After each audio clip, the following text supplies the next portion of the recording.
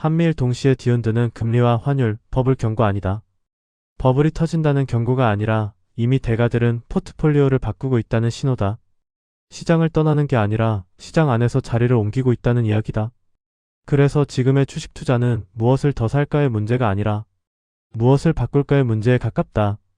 변화를 사는 게 결국 주식이라는 말이 딱 맞는 시점이다. 요즘 고액 자산가들을 보면 공통점이 하나 있다. 방향성 베팅을 거의 하지 않는다. 대신 조건을 본다. 특히 금리, 환율, 그리고 그 둘이 만들어내는 자산 가격의 구조를 본다. 이게 왜 중요하냐면 지금 한국 경제는 단순한 금리 사이클로 설명이 안 되기 때문이다.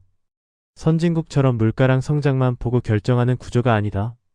우리는 변수 4개를 동시에 봐야 하는 구조다. 물가, 성장, 가계부채, 환율. 이 4개가 동시에 맞아떨어져야 금리를 움직일 수 있다. 그렇지 않으면 아무리 경기가 나빠 보여도 금리를 쉽게 못 내린다. 올해 상반기를 한번 돌아보자. 6월만 해도 성장률 전망은 1%도 안 되는 수준까지 떨어졌었다. 금융위기 때랑 비슷한 레벨이었다. 이 정도면 보통은 금리를 내려야 맞다. 물가도 그때는 2% 아래였다. 소비자 물가가 1.8였으니까 금리 인하에 아무 문제가 없어 보였다. 실제로 정책 당국에서도 성장과 물가만 보면 금리를 내려도 된다는 말이 나왔다. 그런데 그럼에도 불구하고 금리는 안 내려갔다. 왜냐? 나머지 두 변수 때문이다. 첫 번째가 가계부채다. 정확히 말하면 부동산이다. 6억 원 이상 대출 제한. 같은 정책이 나왔고 일시적으로 주택시장은 잠잠해지는 듯 보였다. 가계부채 증가율도 둔화되는 모습이었다. 두 번째는 환율이다. 당시 환율은 1350원대까지 내려와 있었다. 그래서 시장에서는 이 정도면 8월, 11월 2번은 인하할 수 있다는 기대가 생겼다. 실제로 그런 전망이 꽤 많았다. 그런데 하반기로 오면서 상황이 완전히 바뀌었다. 환율이 다시 1480원대로 올라왔다. 이 상태에서 금리를 내린다. 그건 거의 불을 붙이는 행위다. 환율이 더 뛸 거라는 기대가 이미 쌓여있는 상황에서 금리를 내리면 자본 유출 압력만 커진다. 게다가 가계부채도 다시 꿈틀댔다. 추가 규제가 나왔지만 주택 가격이 뚜렷하게 꺾였다고 보기도 어렵다. 여기에 물가도 다시 올라왔다. 현재 소비자 물가는 2.4% 수준이다. 한국은행 전망으로는 환율이 이 수준을 유지하면 내년 물가는 2% 중반까지 올라갈 수 있다. 이러면 금리 인하는 더 어려워진다. 성장률도 내년 전망이 1.8% 정도다. 위기라고 부를 정도는 아니다. 그러니까 4가지 변수 모두 빨간불이 켜진 상태다. 이런 환경에서 금리 인하 사이클이 끝났냐고 묻는다면 끝났다고 단정하긴 어렵지만 거의 마지막 구간에 와 있는 건 맞다. 실제로 금통위에서도 인하와 동결 의견이 3대3으로 갈렸다. 이건 방향이 이미 바뀌었다는 신호다. 한 번 더 내릴 수는 있다. 하지만 그 조건은 굉장히 빡빡하다. 현실적으로 가능한 조건은 딱 하나다. 환율이다. 환율이 빠르게 안정돼야 한다. 그렇지 않으면 금리를 움직일 수 없다. 여기서 중요한 포인트가 있다. 요즘 환율 상승을 예전처럼 나라 망한다. 수준으로 보는 시각은 줄었다. 이유는 간단하다. 우리는 이제 해외 순자산국이기 때문이다. 달러 자산이 많다. 기업도 그렇고 개인도 그렇다. 해외 주식, 해외 채권, 해외 공장 전부 달러 자산이다. 그래서 환율이 오르면 웃는 사람들도 분명히 생긴다. 하지만 이게 마냥 좋은 건 아니다. 환율이 높으면 금리를 못 내린다. 금리를 못 내리면 내수와 성장을 살릴 카드가 사라진다. 동시에 수입 물가는 올라간다. 결국 부담은 서민과 실물 경제로 간다. 그래서 지금의 환율 상승은 과거와 다른 방식의 부담을 만든다. 자산 양극화를 더 심화시키는 방향이다. 환율 전망을 묻는 질문이 제일 어렵다. 왜냐면 펀더멘털로 설명이 안 되는 구간에 들어와 있기 때문이다. 미국과 한국의 금리 차는 예전보다 많이 줄었다. 경상수지는 사상 최대 흑자다. 이론적으로는 환율이 내려가야 한다. 그런데 안 내려간다. 이유는 하나다. 기대다. 환율은 계속 오른다는 기대가 시장에 너무 강하게 박혀 있다. 금리 전망 한 문장으로 줄이면 성장 물가만 보면 내려야 하는데 환율 가계 부채가 발목 잡아서 내리고 싶어도 못 내리는 구간에 들어와 있다. 그렇다 보니 시장에서 버블 경고 같은 단순 프레임이 아니라 대가들이 조용히 포트폴리오를 바꾸는 그림이 나온다. 왜냐면 금리라는 건 방향도 중요하지만 실제 자산 가격을 흔드는 건 속도랑 경기 물가의 원인이기 때문이다. 한국부터 보면 논리가 깔끔하다. 한국은행이 선진국처럼 물가 성장만 보는 2차 방정식이 아니라 물가 성장 가계부채 환율을 같이 보는 구조라는 말, 이게 핵심이다. 성장률이 약하고 물가가 2% 아래로 내려오면 원래는 금리 인하가 자연스러운데 환율이 높고 가계부채가 다시 꿈틀거리면 금리를 내리는 순간 시장이 추가 약세 추가 인플레로 해석할 수 있다. 그러면 금리를 내려도 실물은 못 살리고 외환물가만 더 흔드는 최악의 조합이 된다. 그래서 한국의 금리 인하는 하고 싶다 해야 한다. 아니라 환율 조건이 풀릴 때만 열리는 문이 된다. 즉 한국 금리의 키는 이제 국내 변수라기보다 대외 요인에 더 크게 흔들린다. 더 크게 흔들린다. 여기서 중요한 포인트가 하나 있다. 요즘 환율이 오른다고 해서 과거처럼 나라 망한다 공포가 똑같이 작동하진 않는다. 한국은 대외 순자산 성격이 강해져서 원화가 약해지면 해외 자산 가진 쪽은 평가이익이 난다. 그러니까 사회 포트폴리오 내부에서 환율이 K자로 작동한다. 달러 자산이 있으면 웃고 수입물 가금리 부담을 맞는 쪽은 더 힘들어진다.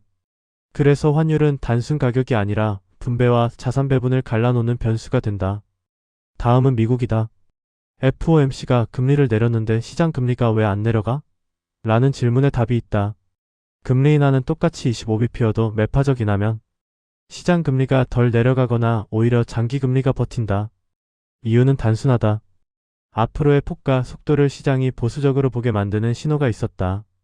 그러니까 인하 완화가 아니라 인하했는데도 긴장 유지 같은 모양이 나오는 거다.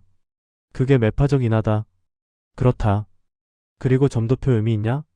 는 질문도 방향은 비슷하다. 점도표 자체가 미래를 확정하는 문서가 아니라 시장은 이제 파월 이후의 리더십과 연준 독립성 리스크가 기대 인플레를 건드릴 수 있냐를 같이 가격에 넣는다. 트럼프 쪽에서 차기 연준 의장 후보로 케빈 워시 케빈 해식 같은 이름이 오르내리는 것도 그래서 시장이 민감하게 본다. 근데 여기서도 트럼프가 밀면 연준이 바로 1%까지 내려준다 같은 단순 그림은 과장일 가능성이 크다. 왜냐하면 연준 독립성을 흔들었다는 인식이 생기는 순간 제일 무서운 게 연준 의장이 아니라 기대 인플레가 튀는 것이고 그게 장기 금리 달러 자산 시장 전반을 오히려 망가뜨릴 수 있기 때문이다. 그래서 실제 연준 인사들도 물가가 다시 튀면 금리 인하 못한다는 식으로 선을 그으려는 코멘트가 나온다. 최종적으로는 물가 기대 인플레 장기 금리가 칼자루를 쥔다. 그리고 미국의 인하가 보험이냐 침체 대응이냐 마지막으로 리스크 오프냐가 동시에 맞아떨어질 때 폭발한다. 일본은행은 2025년 12월 정책 금리를 0.75%로 올렸다. 이 자체가 이제 일본도 정상화한다는 신호는 맞는데 시장이 진짜 공포를 느끼는 건 한 번 올렸다가 아니라 더 올릴 수 있다. 더 세게 갈 수 있다는 매파적 톤이다.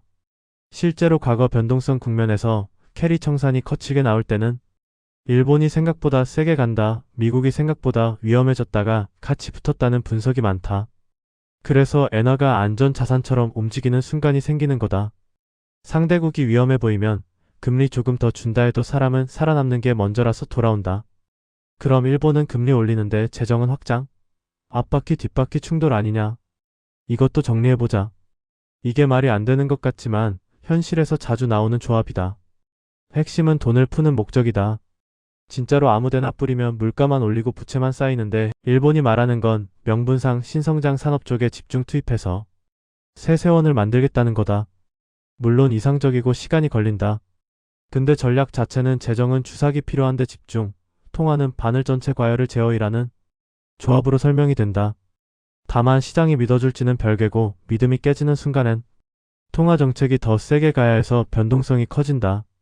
성장은 약한데 물가는 잘 안 내려가는 스태그플레이션 공포로 시장의 해석이 바뀐다. 그러면 금리도 생각만큼 못 내리고 달러도 다시 강해지거나 변동성이 커지고 위험 자산은 밸류에이션 채평가를 맞는다. 즉 AI는 테마가 아니라 금리 달러 물가의 경로를 바꿀 수 있는 변수다. AI가 버블이냐 아니냐로 싸우는 게 아니라 여기서 금이 다시 살아나는 이유가 딱 정리된다. 금은 다른 자산과 상관이 낮고 한국 투자자 입장에서는 달러 노출 효과가 있고 가장 중요한 건 부채가 커져서 결국 돈을 찍어야 하는 순간에 강해진다. 그리고 그 돈을 찍는 순간은 대개 침체나 금융 스트레스에서 온다. 그래서 금은 내일부터 오를 거냐가 아니라 10년 포트에서 보험이 필요하냐로 봐야 한다는 말이 성립한다. 리밸런싱도 같은 결이다. 고점 맞추기 게임을 하라는 게 아니라 비중의 목표에서 벗어나면 기계적으로 되돌리는 게 리밸런싱의 본질이다. 금이 너무 올라서 다른 쪽으로 붙이는 게 규율이고 그게 장기 수익률을 망치지 않으면서 변동성을 줄인다.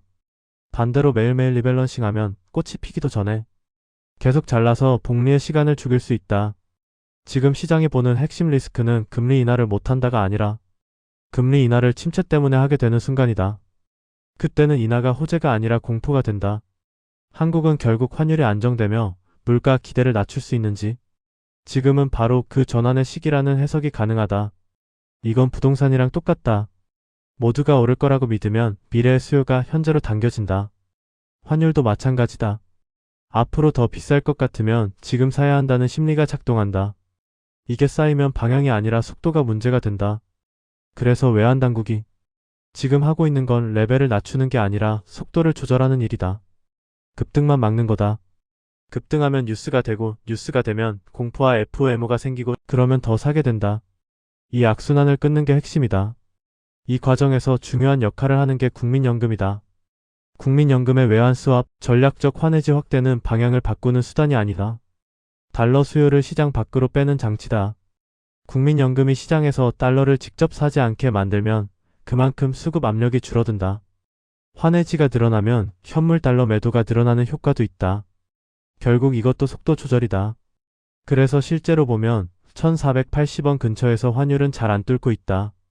위로 가는 힘은 있지만 속도는 확실히 둔화됐다. 이게 당국의 의지다. 결국 지금 시장을 정리하면 이렇다.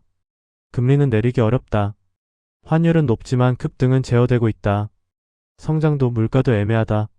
이런 국면에서 가장 위험한 선택은 방향성 올인이다. 그래서 대가들은 베팅을 안 한다. 구조를 산다. 환율에 강한 자산, 금리 변동에 덜 흔들리는 자산, 현금 흐름이 있는 자산 쪽으로 포트폴리오를 바꾼다. 버블이냐 아니냐를 묻는 단계는 이미 지났다. 지금은 포트폴리오를 조정하는 단계다. 그 변화가 이미 시작됐다는 게 핵심이다. 금의 I 달러 포트폴리오가 갈린다.